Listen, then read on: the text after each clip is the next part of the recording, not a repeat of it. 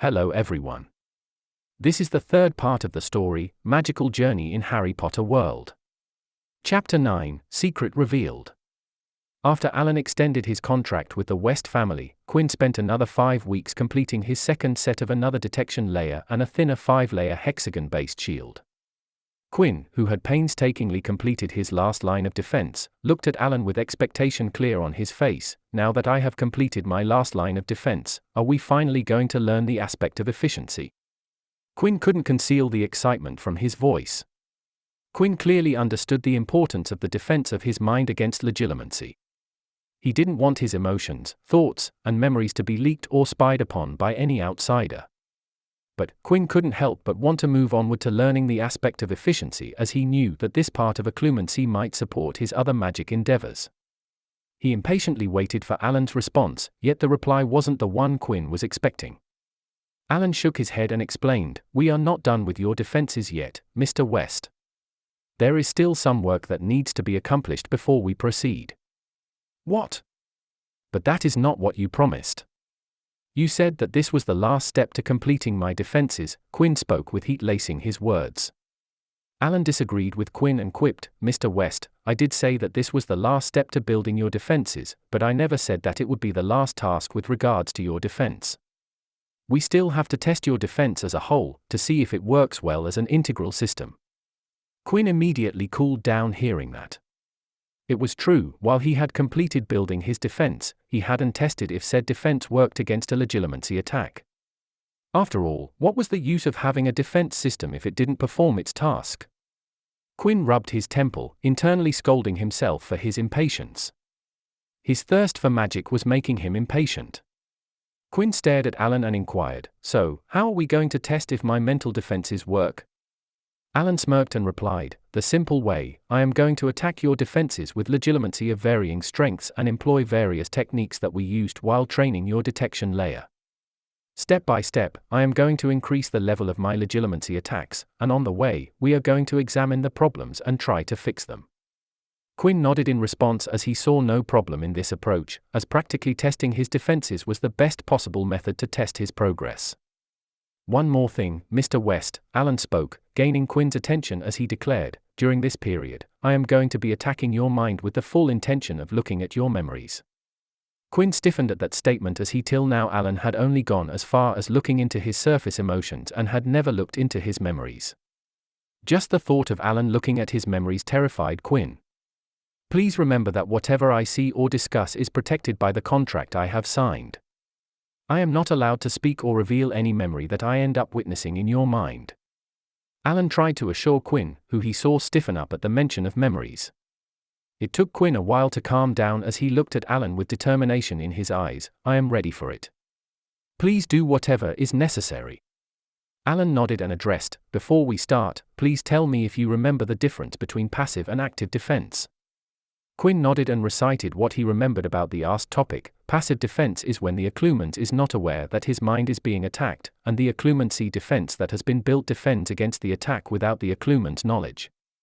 The shields are in a weaker state as the occlument is not concentrating on fighting the attack and not focusing his magic on the shields. While the active defense is the scenario when the occlument is aware of the fact that his mind is being attacked and is actively trying to defend against the attack by providing magic to his shields, making them perform at their full capabilities. Alan nodded, satisfied with the answer, "Yes, which is why the detection layer is essential, as it would alert you about the presence of the legilimens, and you would be able to switch from passive to an active state. I will be testing your active defense for now.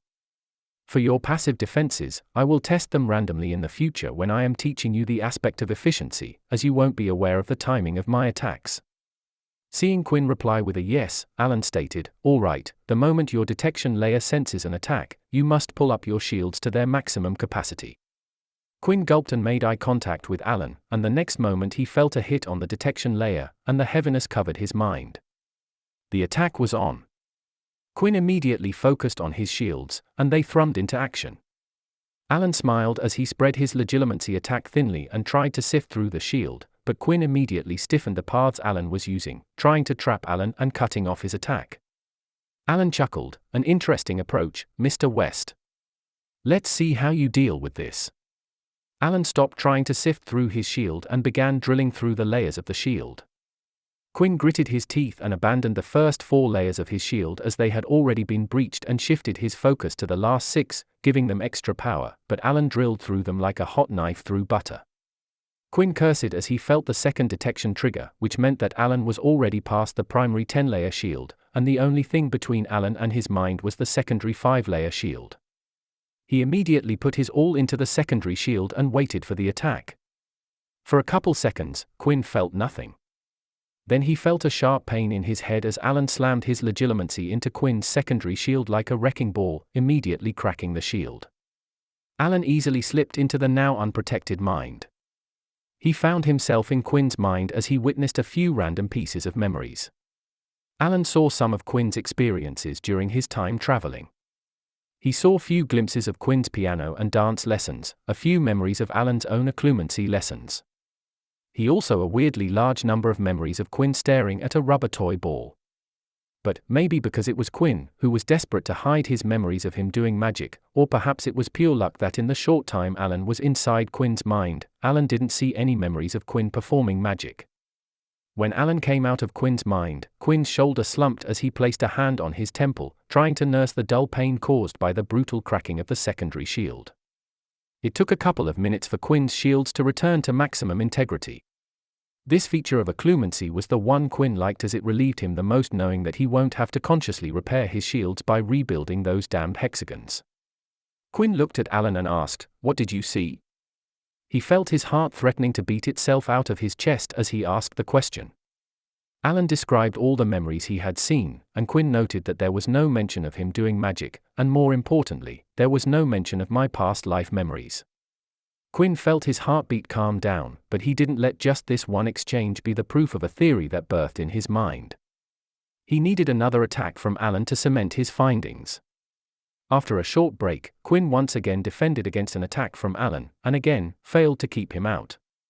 But this time, it relieved him as when he asked Alan about the memories, there was no mention of his past life memories. There were a few mentions of Quinn performing magic, which Alan took as accidental magic, but no mention of otherworldly memories. Memories of my past life are somehow safe from legilimency, Quinn thanked gods, Merlin, death, fate, R.O.B.S., any higher divine being he could think of, as this was one enormous weight off his shoulders. Quinn stared at Alan and asked, was that a novice legilimens level of attack? While Quinn was rejoicing that his biggest secret was safe, he was worried if his defenses couldn't handle a novice legilimens attack. Alan shook his head and revealed, I wanted to see your current level, and I would say that my attack was at the level of a good intermediate legilimens. Quinn exhaled hearing that, then he heard Alan speak up, I must ask Mr. West, there have been an unusual amount of memories of you staring at objects. May I ask what is that all about? Quinn's eyes twitched. He knew it could take as little as another legilimency attack from Alan to rid him of his misunderstanding, that what he saw Quinn perform wasn't accidental magic but proper controlled magic. Quinn stared at Alan for a while. He contemplated how to reply before deciding that if the secret is going to be out, then it would come out as he wished. Those were my attempts to use magic. I was trying to do magic without a wand, Quinn said, setting up a conversation that he was going to control. Alan laughed as he could understand Quinn's wish to do magic. Which magical child didn't want to use magic before turning 11? It was a part of most magical children's childhood. I see. From the number of memories, I must say that you truly love magic, don't you? Quinn nodded, to which Alan said, Mr. West, magic without a wand or a better word focus is tough. It takes a lot of practice and skill to perform magic without a wand. This is why I love occlumency and legilimency. Even though only at a low level, both of these magic can be performed without a focus. It is said that a few can use magic without a focus, and none have been truly able to be free from using focus to perform magic. Only the best and the wisest succeed to perform magic without a focus. Quinn nodded, a smirk etching his face. Alan didn't notice the smirk as he was too busy staring at the jug of water that had suddenly floated from the table and was now pouring water into a glass. The glass then slid itself towards Quinn and stopped in front of him, who picked it and drank from the glass. It was tough, you know. It took a year of staring at various things trying to move them, but nothing worked. It was pure luck that I succeeded. The smirk on Quinn's face widened as he continued, Mr. Baddeley, you said the best and the wisest succeed to perform magic without a focus. I will take that as a compliment. Thank you. Alan D. Baddeley stared at the boy who sat in front of him. He had just seen something that he hadn't seen in his life, and he was over 150 years old. A boy who was in the 8th year of his life had just performed magic without a focus. How, was all he could say. Quinn shrugged and spoke, I have no idea. I don't know why magic responds to me as it does. Maybe one day I will know why, but currently, I am content just knowing that I can perform magic. Alan was still trying to wrap his mind around the concept of an 8-year child performing controlled magic, but he wanted to know more, so he asked, what kind of magic can you perform? Quinn revealed his capabilities to Alan as he was sure that Alan would with time. I can perform spells from spells on a 2nd-year level. He explained to Alan how he studied material from all around the world, which impressed Alan as he traveled the world to improve his craft. The absence of focus hampers my ability. I have read the 3rd-year material, but I am just only stepping into practically performing 3rd-year magic. Quinn sighed as he finished, the progress has been slow. Quinn looked at Alan and said, Mr. Baddeley, you are the sole person on this world who knows that I can perform magic. Not even my grandfather and sister know I can do magic. And, the magical contract will keep it that way. Alan nodded and leaned back into his chair. He remembered something and questioned, is your ability to do magic why you choose the aspect of efficiency? Quinn nodded and explained, as I am reading material from various magical communities, it is becoming harder to keep track of things. I would like to improve my retention, and the aspect of efficiency would help me with that. Alan nodded but informed, Mr. West, you do know that even if you learn the aspect of efficiency, it will take at least a year before you could achieve noticeable gains. Quinn nodded, I am well aware of that face. As much as I would love to see immediate returns, I also know that if I put in the time, the return would be worthwhile and sweet. Alan looked at his students and found that his image of Quinn had changed. At first, he thought Quinn was just a talented child, but a child nevertheless, but now he saw a boy with wisdom beyond his age. Quinn also told Alan, I would like if we don't talk about my magic during the lessons. I would like it if we spent all our time learning occlumency. You can satisfy your curiosity by the memories that you chance upon when in my head, but I will not be talking about it. Alan nodded as he understood that talking about Quinn's ability would hinder the learning, so he agreed to not talk about the matter in the lessons. After the discussion was closed, Quinn and Alan got back to testing Quinn's defenses, trying to improve them by practical experience. It took another 2 months to solve all the kinks in Quinn's defense and gave Quinn crucial experience in the art of defending his mind. By the time they were done, Quinn could defend against a newly minted master-level legilimens. It took a whole 9 months for Quinn to become an occlument who could defend against a new master legilimens from having no defense at all. He could also defend against various forms of attacks, which was impressive as most legilimens only knew and used 1 or 2 methods. Alan's experience and knowledge from around the world had given Quinn the knowledge of legilimency attacks from various magical communities. And that had made Quinn's defenses might be the most adaptable in his age group. Chapter 10, Building a Mindscape. For a change in scenery, Alan and Quinn sat in the garden canopy for their lesson. Quinn watched as Alan waved his hand and performed a spell. Quinn noticed Alan didn't have a wand in his hand. So Quinn inquired, Mr. Baddeley, it seems you can also do focusless magic. What spell did you just use? Alan cocked his brow and shook his head, you are mistaken, Mr. West. I have spent my life pursuing mind arts. The art of focusless magic is not my forte. I can only perform mind magic without a focus, and even that in a limited capacity. I am still in need of a focus to perform magic. He raised the hand that he had waved to cast the spell and pulled his sleeve to show a silver bracelet fitted with an opal gem in the middle. I use a gem-fitted bracelet as my focus. Quinn stared at the bracelet and thought back to his travels. Gem-fitted bracelets were the norm around the continent of Africa. He had seen African magicals use various metals and gems to craft bracelets. The process was the same as their wand counterpart. Quinn removed his eyes from the bracelet and asked the older in the pair a question that plagued his thoughts, Mr. Baddeley, how do you disarm a bracelet user? A disarming charm can strip wands off from their user, but what about a bracelet focus? How does one disarm a magical such as you who uses a bracelet? Alan traced his finger over his bracelet while replying, bracelet users also have their own version of disarming charm, but as you might think, the bracelet might not come out off from their owner's wrist. So, the disarming charm for bracelets is a spell that would disrupt the connection between the owner and the focus, resulting in them not being able to cast magic. The spell's effectiveness not only depends on the caster's power and proficiency, but also on the target's abilities. A good bracelet user could counteract the spell's effect by reducing the time of disruption, if not totally dismissing the spell's influence. And, let me be clear, we do not call this spell the disarming charm. The spell is just a counterpart to disarming charm for one-type focuses. Alan finished his explanation and finished by saying, as for the spell, it was just a privacy ward for our lesson. Quinn nodded and thought if, in the future, he would be able to recreate a spell that won't disarm a person but temporarily disrupt the connection between the target and the target's wand. Scene break. After the discussion, the pair returned to the occlumency lesson at hand. It was finally the time for Quinn to start with the efficiency aspect of occlumency. Alan, with his usual smile on his face, started. The efficiency aspect of occlumency is tremendously helpful to many people. A study done in Argentina showed that the efficiency aspect of occlumency is the most popular aspect among magicals around the country. And people who know multiple aspects of occlumency are most proficient in the efficiency aspect. Magicals are more interested in the efficiency aspect than the defense aspects. Many professions required in magical research are proficient in the efficiency aspect. It helps them keep memories for a longer time and stimulates their minds to process things quicker. Many people in legal practice also learn this aspect.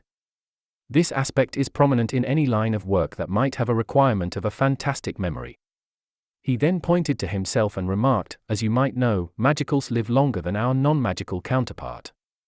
With old age comes memory problems. I am over 150 years old. How much of my childhood and youth do you think I would remember if I wasn't an occlumency master? But, because I am a master, I remember every single moment of my life. I can recall any moment of my life with a snap of my fingers. So, the aspect of efficiency is also popular with older people as it allows them to keep precious memories that they might forget with old age. He then gave another example. Your grandfather is an example of a master of efficiency aspect. He has a business empire to manage, so I am sure that as he worked on the business, he also worked on his occlumency. Quinn thought about his grandfather and remarked, my grandfather might be proficient in all three aspects. Alan nodded and noted, he has a defense. I confirmed that the moment we met. Quinn cut Alan and exclaimed, you used legilimency on my grandfather on your first meeting. The old master shrugged, it is an occupational hazard. Can't seem to get rid of this habit. Alan smiled and didn't look like he wanted to get rid of this particular habit. Quinn sighed and advised, you might get in trouble, you know. Alan scoffed in reply, I am an old man who has been doing this long before your grandfather was even born. I can check out a person's defenses without getting caught. Quinn could feel the confidence and pride Alan held in his capabilities. Young Quinn had no problem with it as Alan was in the right to feel that way. In Quinn's eyes, Alan D. Baddeley was a beast who was at the top of his field. Alan finally began explaining how to get started with the aspect of efficiency. One of the sub-aspects of the efficiency is memory. Let's first understand what is memory. Alan paused before continuing, memory is the ability to both preserve and recover information we have learned or experienced throughout our lives. As we all know, however, this is not a flawless process. Sometimes we forget or misremember things. Sometimes things are not perfectly stored in memory. Memory problems can range from minor annoyances like forgetting where you left your glasses to diseases, like dementia, that affects the quality of life and the ability to function. Alan waited for Quinn to note down everything before moving on. To improve your memory, we have to find ways to retrieve our memories from our mind. Usually, stored memory lies outside of our awareness most of the time, except when we actually need to use it. The retrieval process allows us to bring stored memories into conscious awareness. He finished as he pointed at his temple. Now, to use the information that has been stored into memory, it first has to be retrieved. There are many factors that can influence how memories are retrieved, such as the type of information being used and the retrieval cues that are present. Of course, this process is not always perfect. Have you ever felt like you had the answer to a question right at the tip of your tongue, but you could not quite remember it? This is an example of a perplexing memory retrieval problem known as the tip of the tongue phenomenon. Quinn clearly understood the feel of having the answer on the tip of the tongue but not being able to remember. You want to use memories, and your mind takes care of it by providing you information from your memories. But, can we do better? The answer is yes, we can do better. We can do much better. And, I will be teaching you how to get your memory better. Do you know what a mindscape is? Quinn shook his head in reply, and Alan described, the mind space is one of the most powerful memory techniques I know. It is building a space in your mind where you can organize and store your memories. You can strengthen the connection to your memories and improve your retention. Non-magicals use a similar method known as Mind Palace, but it is but a copy of Mindscape. A Mindscape is much more powerful. If developed properly, you can remember every single second of your life. Alan leaned into this chair and revealed, sometimes, I just kick back and dive into my memories, reliving good times. I can do it because I can recall every single thing that I have experienced in my life. He looked straight into Quinn's eyes and said, I can even remember what it was like to be in my mother's womb. A memory from before I was born. Quinn's eyes widened in shock at hearing the revelation. What kind of work did he put in to remember that? Magic can really make impossible things seem possible. Quinn once again felt that he had been underestimating magic. Alan sat up straight and taught, let's talk about how to build a mindscape. First and foremost, you will need to pick a place that you are very familiar with. The technique's effectiveness relies on your ability to mentally see and walk around in that place with ease. You should be able to be there at will, using only your mind's eye. Do you have a place like that? Quinn immediately turned to look at the West Manor before turning back to Alan. I have been at the West Manor for most of my life. I can walk here with my eyes closed. Alan nodded with a smile. One's house is usually people's first choice. Remember that the more vividly you can visualize that place's details, the more effective your technique will be. For the next lesson, I have some homework for you to do. I want you to roam your house and strengthen its picture in your eyes. I want you to remember every corner and corridor of your home. You don't have to memorize the layout of furniture in your house, only the paths and structure. Quinn nodded, and the lesson ended for the day. From that day, Quinn roamed the halls of West Manor, taking in every nook and cranny of his home. He reinforced the details of his home in his mind. He read Alan's book and saw what he needed to do to build a better mindscape. He spent hours walking around, stopping at every door, and memorizing the door. Quinn opened every door in the manor and did it multiple times. He had Elliot, butler, give him the keys to every room in the manor.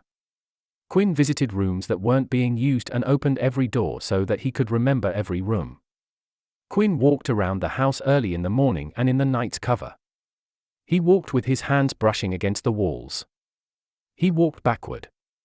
Quinn tried writing what he saw, speak what he was seeing as he roamed the corridors of the West Manor. He even had Elliot take him up in the air with a broom so that he could have a look at the manor from the sky above. He memorized the scenery of the entire premise of the property. Quinn had to say it was fun to walk around the house. It felt that he was an explorer on an adventure, finding things that he never knew were in his house. Scene break. In the next lesson, Alan began with Quinn build his mindscape. He had Quinn lie on a sofa and relax. Mr. West, close your eyes and focus on my voice. Quinn closed his eyes and focused on Alan's voice. Relax, Mr. West. Let your body relax. I want you to dive into your mind. Imagine a white space with nothing in it. Quinn didn't know if Alan was using any mind arts because he felt a strange appeal in his voice. It was a soothing, baritone voice that made Quinn relax his mind and body. He felt himself following Alan's instruction, and suddenly he blacked out. When he opened his eyes, he was in a pure white space with nothing in sight. He couldn't see any end to this white space. Mr. West, can you hear me? Quinn heard a voice but couldn't find the source of the voice. Mr. Baddeley, is that you? Quinn looked around expecting to see Alan but found no one in the white except him. Once again, Alan's voice entered his ears. "There is no need to look around, Mr. West. You are inside your mind, and I am talking to you from the outside." Quinn sighed and spoke with a slight bitterness in his voice. "You bypassed my defenses without me even knowing. I swear one day I will make sure that you can't enter my mind." Laughter boomed around him as Alan spoke. "I am sure that you will keep me out of your mind, but that will be after I am dead. I ain't going to be defeated by a wee little boy." The banter with his teacher had calmed Quinn. He felt comfortable in the seemingly infinite white space. "So, why are we here?" Alan's voice came from everywhere and nowhere. "This white space is your undeveloped mindscape. As the first step of strengthening your memory, we are going to develop your mindscape." Quinn gazed at the endless white space and spoke. "How are we going to develop this?" "There is nothing in here to develop. We are inside your mind. You can develop your mind any way you want. You are going to imagine the West Manor and give it shape in your mind," Alan's voice instructed. "I want you to start by imagining ground. Imagine grass and dirt spanning across your mindscape." Quinn knelt on the white surface and placed his hands on the surface.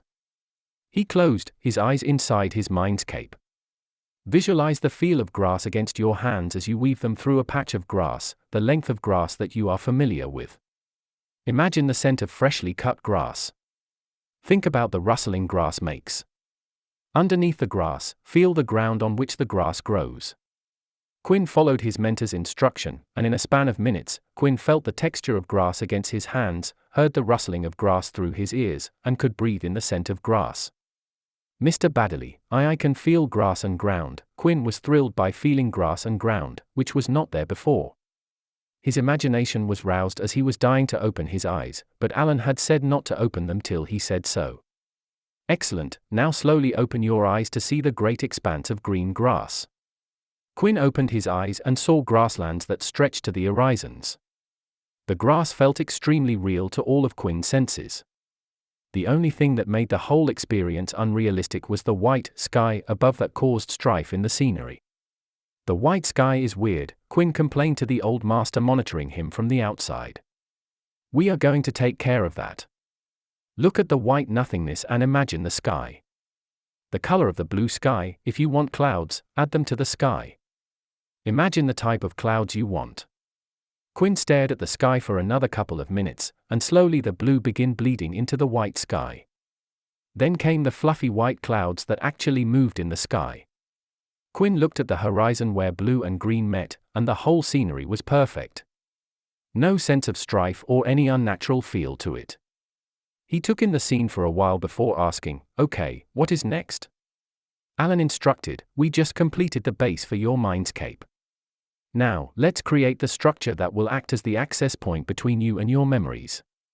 Remember that your memories reside in your subconscious, and your mind provides them to you for use.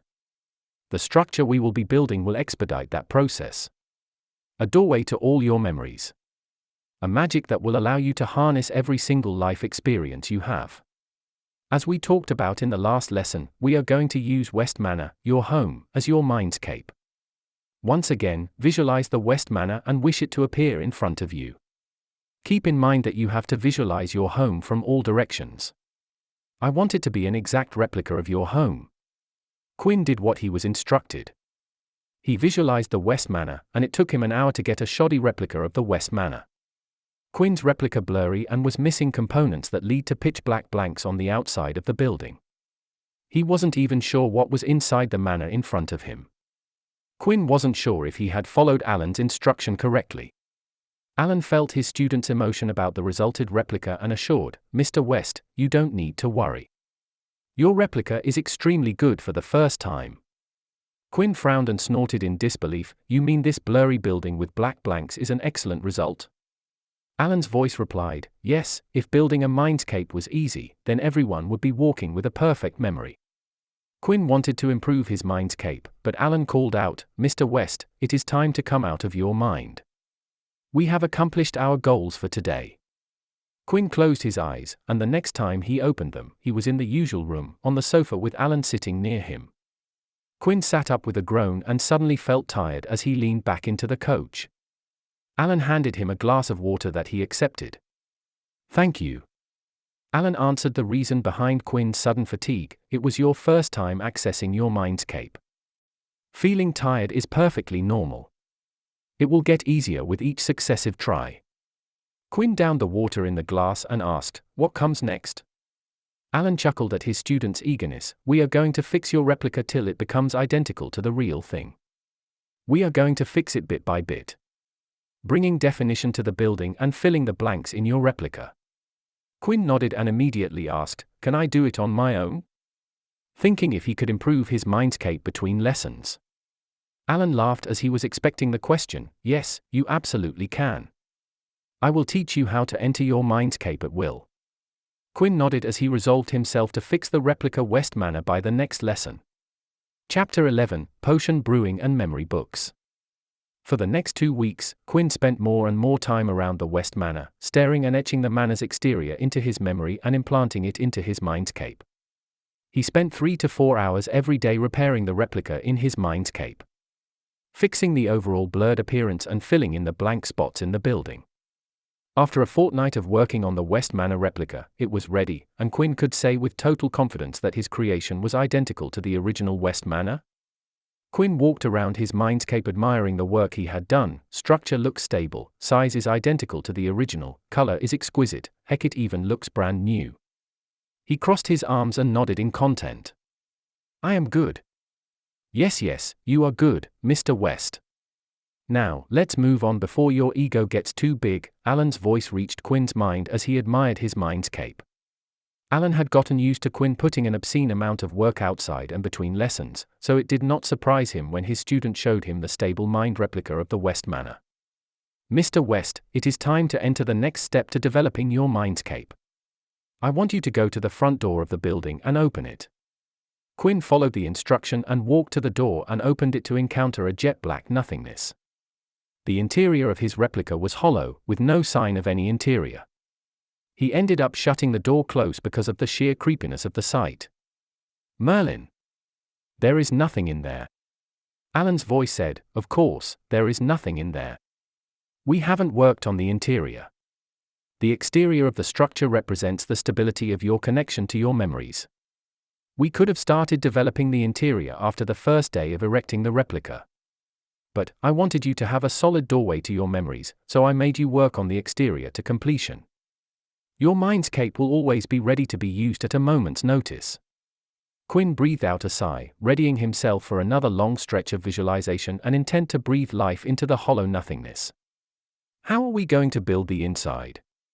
I assume it would be exponentially difficult than the outside." "Your assumption is correct. Crafting the interior will be more difficult as all the corridors and paths lead to different rooms, and you need to build them such that you know every inch of the place. No nook or cranny must be missed or forgotten," Alan instructed in total seriousness. Quinn rubbed his chin as he commented, "I guess it is fitting. To improve my memory, I will have to memorize the layout of my home." Alan laughed as he agreed, "It is quite simple, isn't it? To improve your memory, you must memorize." Quinn nodded and clapped his hand as he closed his eyes. "Let's start, shall we?" For the next few months, Quinn spent a lot of time in the hallways. Except for eating and sleeping, Quinn did everything in the hallways. He did it to make himself familiar with the interior house. The first thing in the morning Quinn would do was stare at the part of the house that was being currently developed in the replica. He would walk up and down small areas to commit themselves to memory. Months passed, seasons changed, Quinn's birthday passed, he turned 9 years old, and Quinn kept marching on.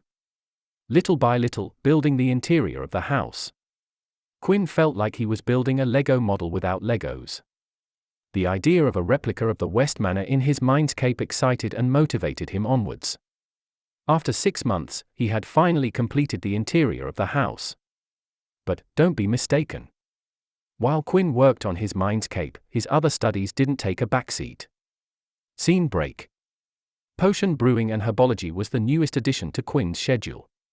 Elliot Dalton, the West family butler, was teaching Quinn about potion brewing and herbology.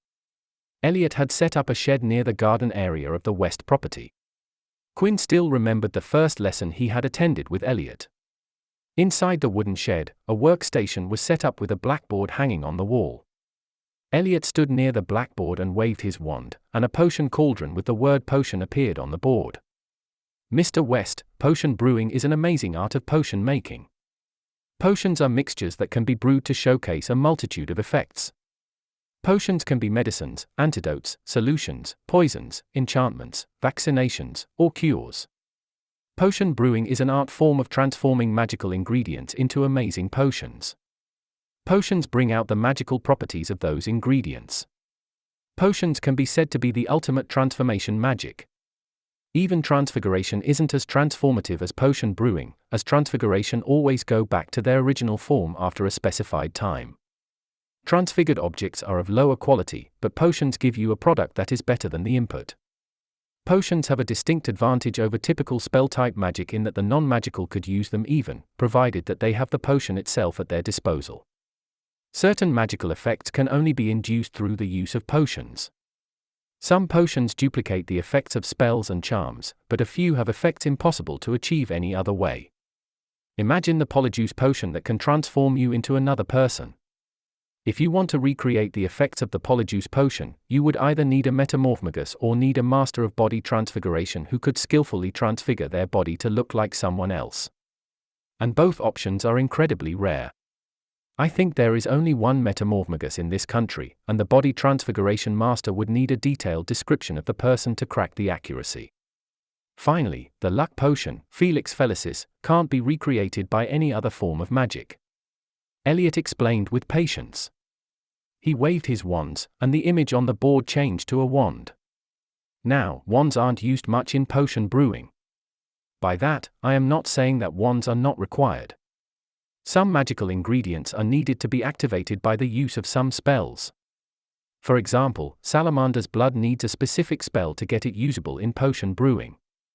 Once again, the image on the board changed. Now it showed a wand waving over a cauldron, knife, and vials. The reason potioneers don't just enchant their equipment to brew on their own is that magical ingredients are volatile and very reactive. Magic from enchanted equipment can bleed into the ingredients and cause the potions to fail. Therefore, only limited enchanted equipment is used in potion brewing. Any pieces of equipment needed to prepare the ingredients need to be free from magic, so potioneers are viewed in high regard because of the work that needs to be put in for brewing positions. Quinn nodded as he already knew about all of this from his previous reading of potion textbooks. Elliot tapped the blackboard, and the words, equipment, and safety appeared on the board. Before we start any potion brewing, we need to learn about the equipment. Elliot went along to explain the different types of cauldrons, knives, vials, various heat sources, and the thing that surprised Quinn was the addition of safety equipment. He had seen no mention or appearance of safety equipment in the novels or the movies. Young master, no matter what ingredient, you need to wear safety equipment. After all, prevention is better than cure. Safety goggles and gloves are of the utmost importance. And a coat is always helpful to prevent splashes that might ruin your clothes, the gentle butler explained with seriousness in his tone and expression. Quinn nodded, completely agreeing with him. He didn't need or want unstable potion sludge messing with his body. The picture on the board changed, and a knife appeared over a plant. Before and after every potion, we are going to do extensive research of the ingredients. Ingredients are the soul of potions, so we need to learn how different ingredients interact. Magical plants and creature parts react differently according to the situation. If we cut them differently, they will behave accordingly. Heat is crucial as it stimulates the ingredients, and with multiple ingredients, it becomes necessary to study heat control. The number and timing of stirs dictate how the potion is going to turn out. Young master, just memorizing the ingredients and process won't cut it. I am going to teach you how to build potions and understand the reasoning behind the recipes. Every step represents a transformation in the potion. Every step logically connects to another, so we can learn everything about a potion without speculating. It might seem complicated, but if we take it step by step, it is an interesting area of magic. After that, Quinn and Elliot moved on to the garden. Elliot had created a space for growing a few potion ingredients. While some herbs and plants need special care and can't be grown here at the manor garden, but we can grow some in this garden. From that day on, Quinn would learn about magical plants and magical creature ingredients 2 lessons a week, and 1 lesson was dedicated to brewing potions. Also, every morning, Quinn would go to the garden to tend and monitor the growth of the herbs growing. They couldn't raise magical creatures, so Quinn studied creature ingredients that were already butchered and learned how to handle and prepare them. He couldn't use any magic in front of Elliot, so they left any use of the wand to Elliot, and he concentrated on other parts of brewing. Quinn didn't attempt to improve or adjust any potion recipe by developing new techniques as Snape did under the moniker of the Half-Blood Prince. Quinn had potion books from dozens of countries and was too busy learning about the same ingredient from the perspective of different magical communities. Even the recipe for the same potion differed in different countries. Quinn was too occupied with the different recipes from various communities.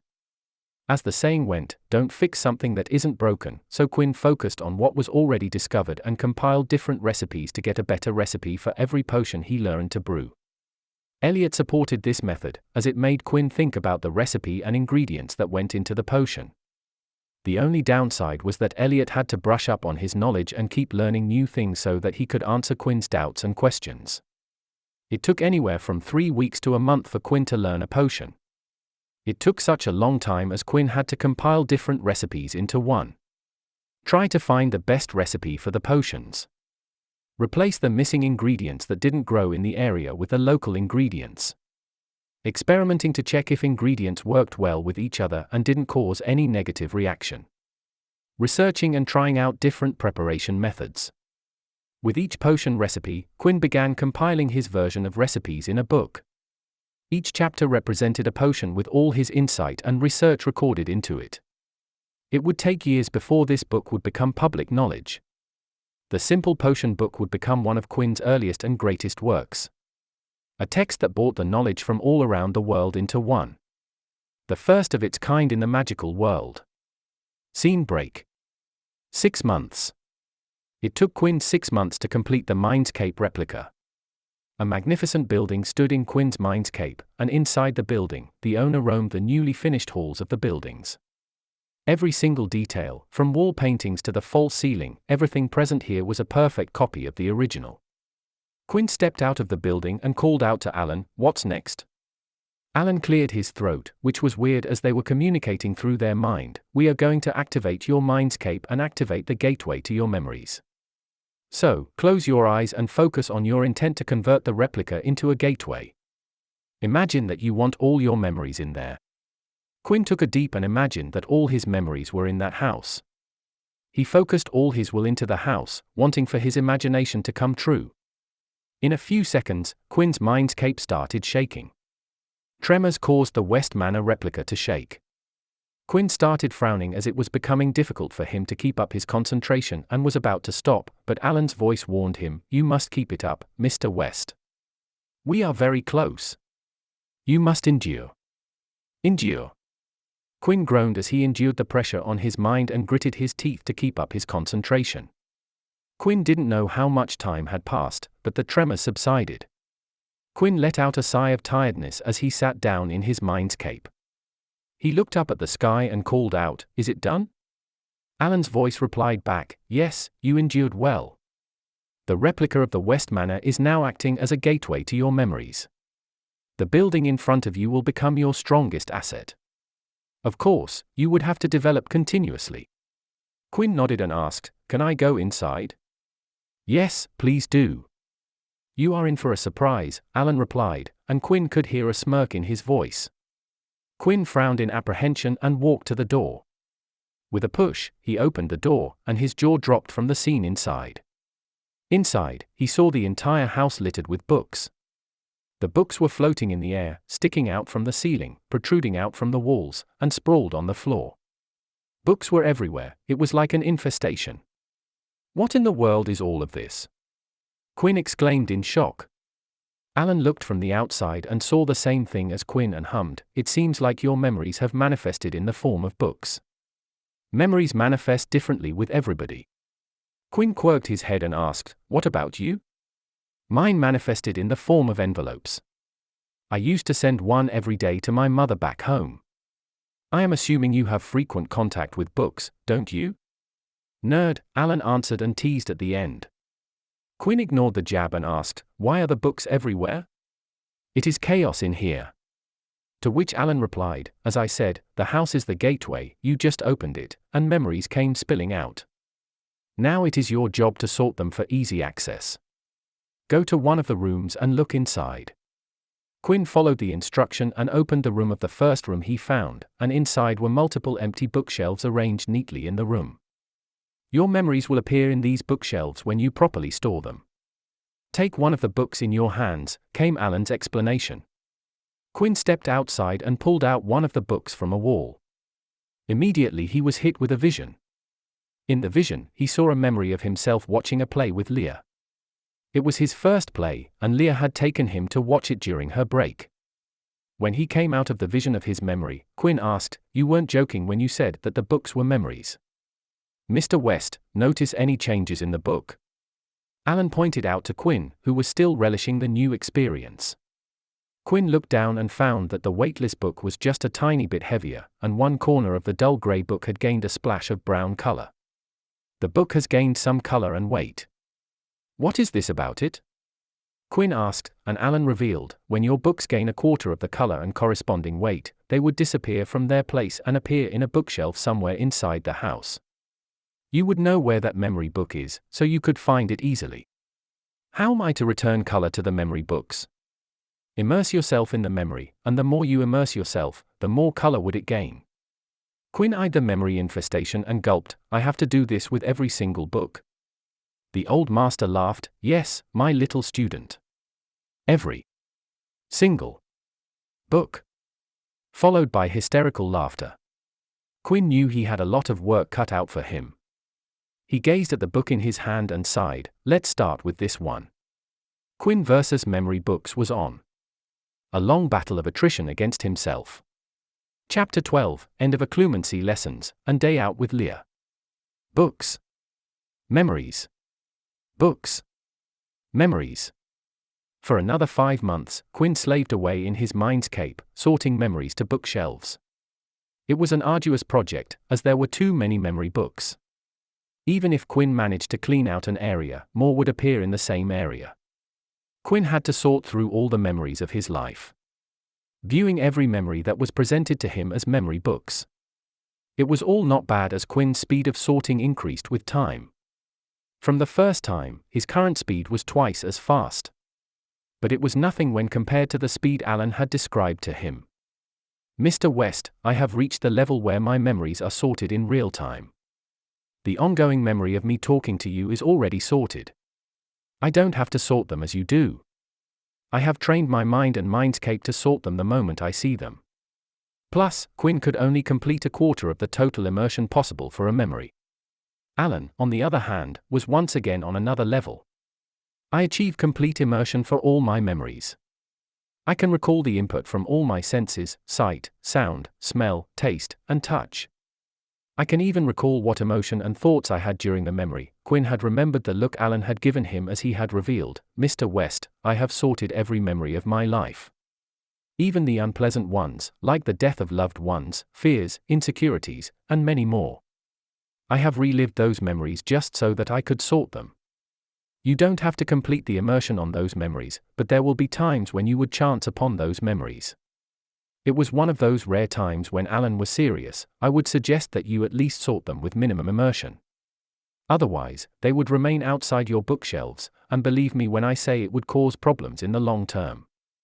Emotions are powerful, Mr. West. Magic responds the most to emotions. It would be difficult, but I have confidence that you would be able to power through." It was Quinn's first time hearing a somber side of the magic.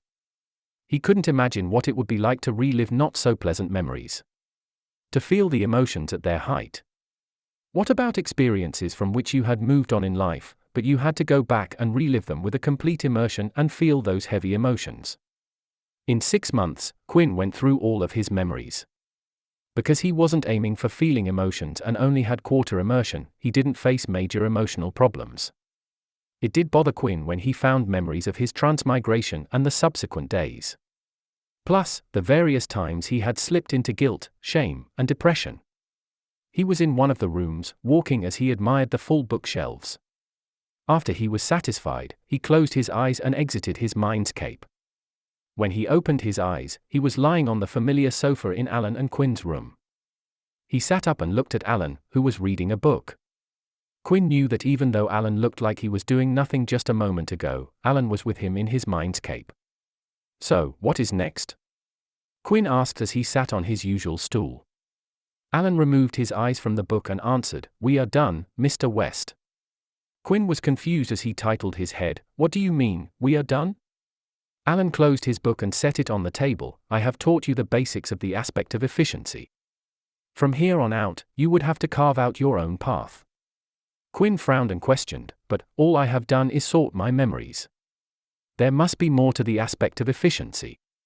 Alan nodded and returned, "Do you feel any difference in your memory recall?" To that, Quinn nodded without hesitation, "Yes, absolutely. It has become easier to recall things. My memorization speed might not have increased, but I am positive that I can retain things longer." Quinn knew that after sorting his memory, he could easily access them by entering his mindscape. "Tell me, did you decide the bookshelves for the memory books?" Quinn shook his head as whenever a memory book gained quarter immersion, it would disappear from his hands and insert itself into a bookshelf, and he would know which bookshelf it was, but he could never decide which bookshelf should the books go to. Now that you have sorted all of your memories, you have the option to arrange the memory books in the bookshelves of your choice. How you sort is up to you. How you arrange books in your mindscape is important, as you would know where the books are and could find them much faster than now. There is more information in the book that I have given you, reference sorting techniques from there, but do create something original. You would be the most comfortable with your own craft. The book mentioned by Alan was An Occlumen's Treasure Trove, Part 2. The book was based around the efficiency aspect and was an extensive text made from the result of Alan's knowledge and experience. Alan continued explaining, "After you have found a sorting scheme, learn how to dive into your mindscape without detaching yourself from the real world." It was a valid point as Quinn had to close his eyes and focus so that he could enter his mindscape. Currently, he couldn't do anything in the actual world while he was in his mindscape, which was very inefficient. There are many things that you could accomplish with both aspects that I have taught you, but it will be your decision what to learn, how to earn, and when to learn. I have given you the resources. Use them well. Alan had gifted Quinn the third and final volume of An Occlumen's Treasure Trove, a series, centered on the emotional aspect. According to Alan, after learning two aspects, Quinn had enough experience to get started on the third aspect without his guidance. Quinn bit his lower lip, and Alan could see the wheels turning in his student's tiny head. He could guess what Quinn was thinking, but he silently waited for Quinn to speak. Quinn made up his mind and asked, "I want you to teach me legilimency." Alan smiled in his mind but just stared at Quinn, watching as his student fidgeted in nervousness, as he stayed silent, enjoying the moment. Alan stayed silent for a couple of minutes before saying, "I will draft another contract extension with your grandfather." "Of course, only if he agrees." Quinn nodded as if his grandfather refused, he wouldn't be able to learn anything from Alan. "And, if your grandfather agrees, I would start after a break of 3 months. I want to relax." Quinn stilled for a moment but then nodded as he understood the need for a break. Alan had been visiting the West Manor for around 21 months. "I understand. I would set up a meeting with my grandfather. You can discuss the details with him." In the meeting, they decided Alan would teach Quinn the art of legilimency after a 3-month break. He would visit thrice a week, one more than the previous twice per week arrangement. The new plan pleased Quinn more than anything. It would be the evening after the day of the meeting that Alan would call Quinn into his study. Quinn sat in his grandfather's study. Quinn liked his grandfather's study. It was an elegant room, and with grandfather in his seat, it looked like he was in control of everything. Quinn looked at his grandfather, who had a drink in his hand, and asked in French, "Why have you called me here, grandfather?" George West swirled the drink in his hand as he asked, "Quinn, why do you want to learn legilimency?" Quinn stayed silent for a moment, thinking about why his grandfather would ask him the question, before replying, "Mr. Baddeley is a brilliant teacher. After learning from him for such a long time, I thought I can learn more from him. He is an extraordinarily rare case of dual natural talent in both occlumency and legilimency. Plus, he is a master of mind arts. As for why I want to learn legilimency, I want to be an excellent occlumens, then it would be wise for me to learn legilimency, so I know how legilimens approach their craft. Quinn paused for a moment before adding in a slightly lower voice, plus, this is the only magic I can do right now. Occlumency and legilimency were the only magic that Quinn could do openly, but he couldn't tell anyone the truth, so he said it this way. He could brew potions whenever he wanted but had to call Elliot to prepare ingredients that needed wand work. The words gave George some clarity about Quinn's situation. He knew about his grandson's love for magic. In fact, Quinn had gone on another book shopping spree. He had bought books from the countries of the South American continent. So George had to commission another translation work for the new books. George nodded and ended that line of questioning. A silence fell upon the pair. Quinn knew his grandfather was a man of few words in his personal life. So, it was up to Quinn to initiate the conversation. When is Leah coming back? His sister had been out for work for a couple of weeks, and he had started to miss her. George thought about it for a while and replied, she would be back within a week. She has done a good job at the project in Italy. He had a smile on his face as she praised his granddaughter. Leah had grown a lot in the time she had gotten involved in the family business. She traveled a lot and worked at different small family shops and businesses. Each time he would give her the task to make a positive and noticeable change. Quinn nodded and looked forward to reuniting with his sister. Maybe this time they would go out to play and have study break. Leah had returned home within a week. After giving her a couple of days for rest, Quinn dragged her out of the house to play in the non-magical, Muggle, world. The West family had been progressive in nature, and that progressive nature extended towards the non-magical, Muggle, world. Quinn's great-grandfather had expanded the family business from Britain's magical community to the rest of the European magical communities. Next, Quinn's grandfather, George West, had led another expansion to different continents. Quinn's father, Adam West, was the one to introduce the non-magical world to the family business. It was nothing radical or out of place, he only sold items that could be produced faster and cheaper with the help of magic. Adam West had drawn up yet another expansion for the family business, this time to the non-magical world. But he had met with an untimely death. Quinn's grandfather had worked to make his son's plans come true. Alas, the old man had limited knowledge of the non-magical, Muggle, world, so the progress was slow. This is where Leah came in. She wanted to continue her father's legacy, so she would regularly visit the non-magical world and had become quite comfortable with the culture. George was sure that she could expand the family business to the non-magical, Muggle, world. Quinn West, the youngest child of the West family, was like a fish in the water while in the non-magical, Muggle, world. Much more so than Leah. He could remember the days when Leah would stare at things like a country bumpkin, but Quinn took in things like he had been among them his whole life. Quinn had secretly helped Leah along the way.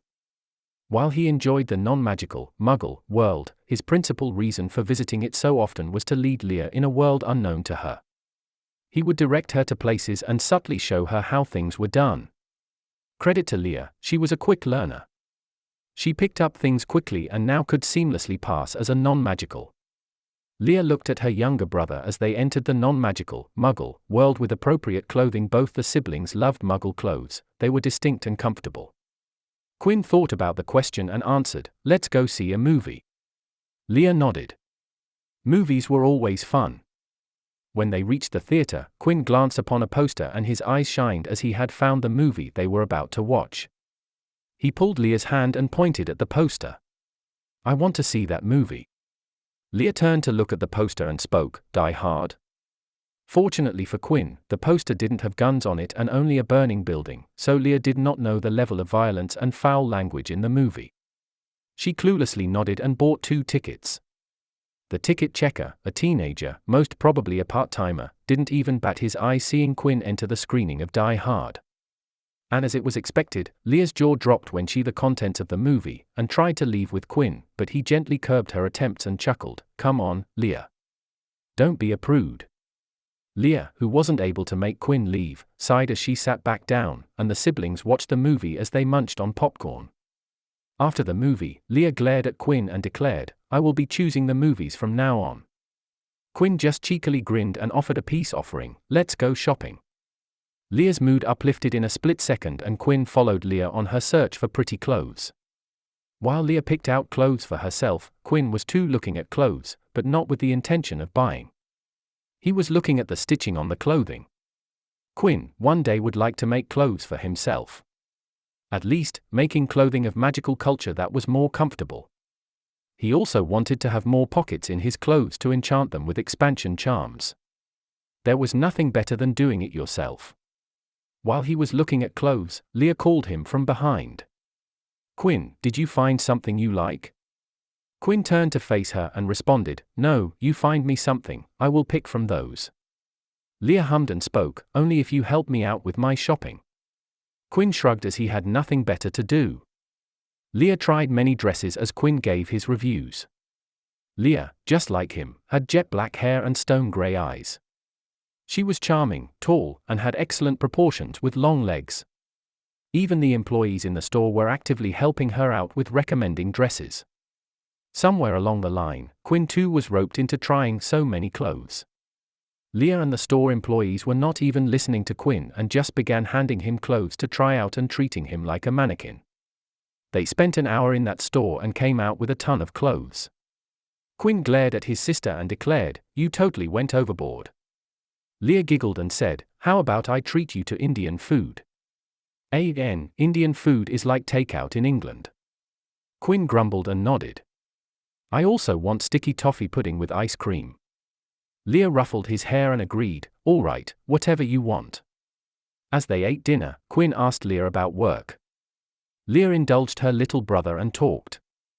"I have been having problems with hiring people who have experiences with both worlds.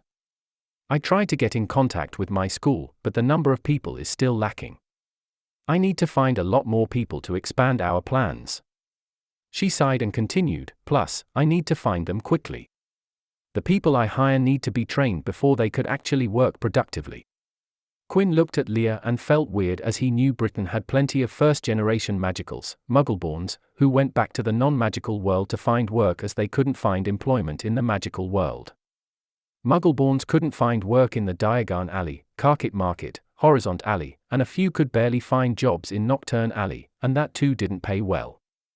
The status of first-generation magicals had been slowly deteriorating since Grindelwald's era, and Voldemort and his pureblood Death Eaters had made things much worse. Oppression against first-generation magicals was at an all-time high. But then it hit him that Leah hadn't spent time in England and had spent most of her time in France at Beauxbaton. And as she said, she was recruiting from Beauxbatons and the French magicals and might have missed Britain. Leah noticed Quinn looking at her weirdly and questioned, "Why are you looking at me like that? Is the food not good?" Quinn gulped down the food in his mouth and replied, "You can recruit from Britain, you know. First-generation magicals, or muggleborns as they call them here, can't get jobs here. Most of them go back to the non-magical world to find jobs." George West didn't care about the birth status of his employees.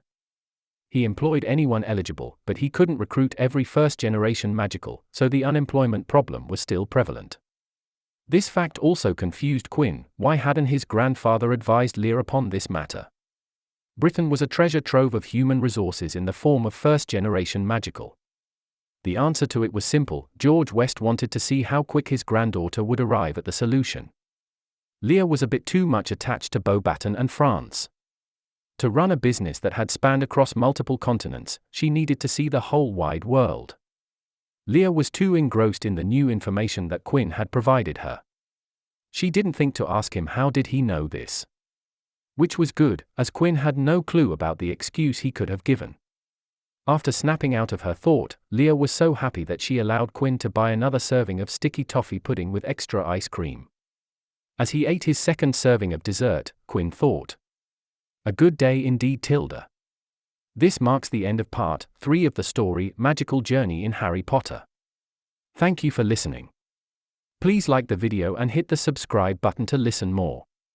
Hit the bell icon to get notified of all the new content uploaded to the channel ASAP.